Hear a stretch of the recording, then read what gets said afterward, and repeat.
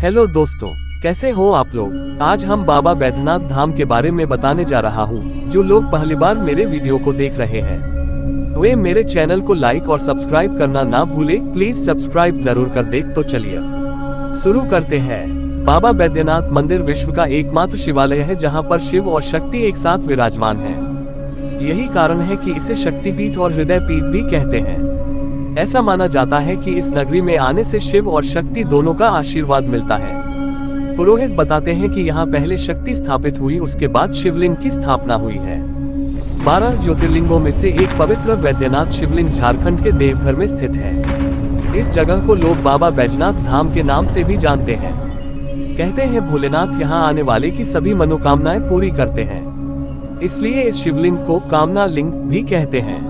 12 ज्योतिर्लिंगों के लिए कहा जाता है कि जहाँ जहाँ महादेव साक्षात प्रकट हुए वहाँ ये स्थापित की गई। इसी तरह पुराणों में वैद्यनाथ ज्योतिर्लिंग की भी कथा है जो लंकापति रावण से जुड़ी है।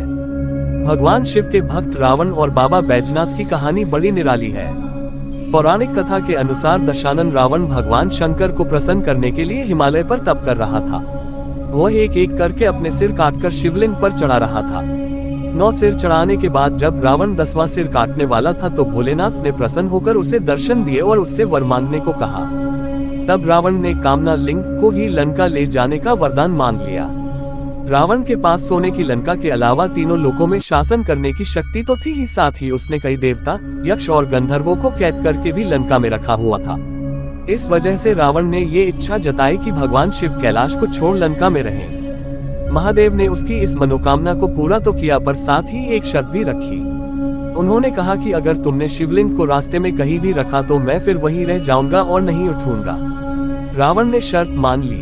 वरुण देव की वजह से रावण कई घंटों तक लघुशंका करता रहा। बैजू रूप में भगवान विष्णु ने मौके का फायदा उठाते हुए शिवलिंग वहीं रख दिया। वह शिवलिंग वहीं स्थापित हो गया। इस वजह से इस जगह का नाम बैजनाथ धाम पड़ गया।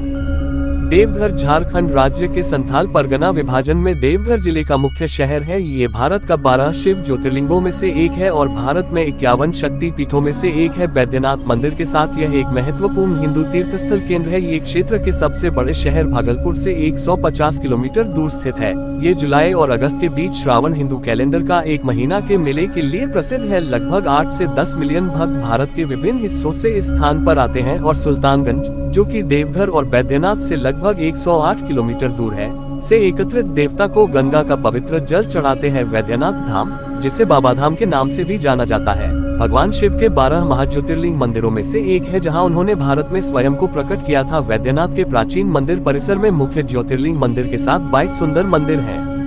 बैद्यनाथ का उल्लेख समकालीन इतिहास की पुस्तकों के साथ साथ शिव पुराण, मत्स्य पुराण और रामायण जैसे कई हिंदू ग्रंथों में मिलता है। मयूरकाशी नदी के पास एक शानदार स्थान पर स्थित मंदिर धार्मिक यात्रियों द्वारा पोषित है।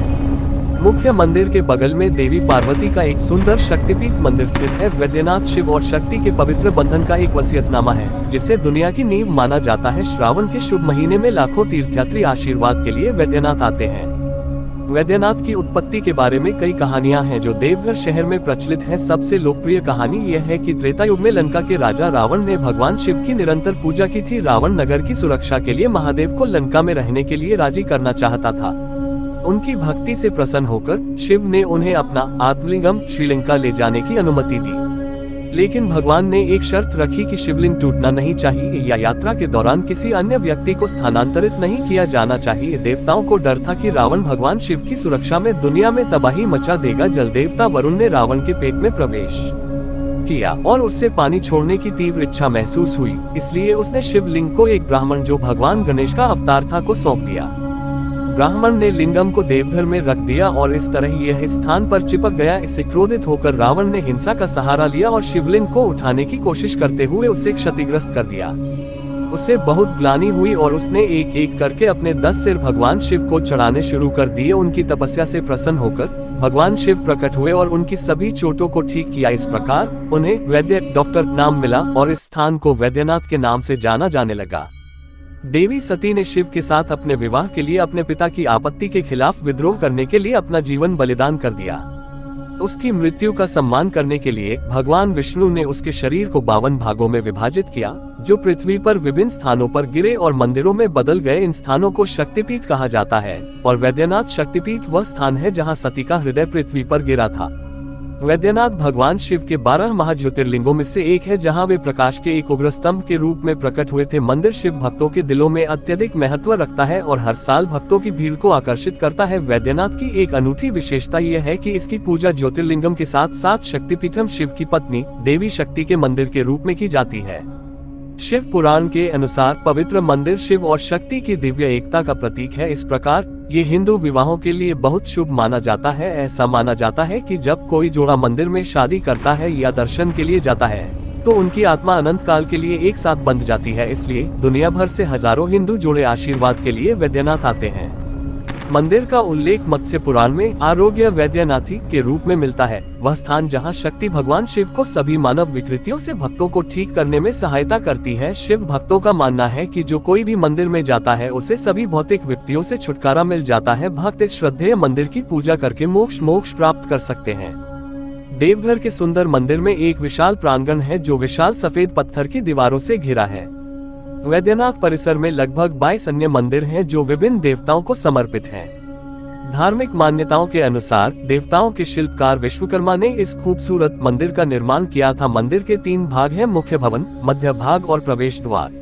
72 फीट ऊंचा सुंदर मंदिर शिखर इसे सफेद पंखुड़ी वाले कमल का रूप देता है। शीर्ष पर सोने के 3 बर्तन आरोही क्रम में रखे गए हैं, जिन्हें गिद्धौर के राजा पूरन सिंह ने मंदिर को दान किया था। इन बर्तनों के अलावा 8 पंखुड़ियों वाला एक कमल का रत्न है, जिसे चंद्रकांता मणि के नाम से जाना जाता है।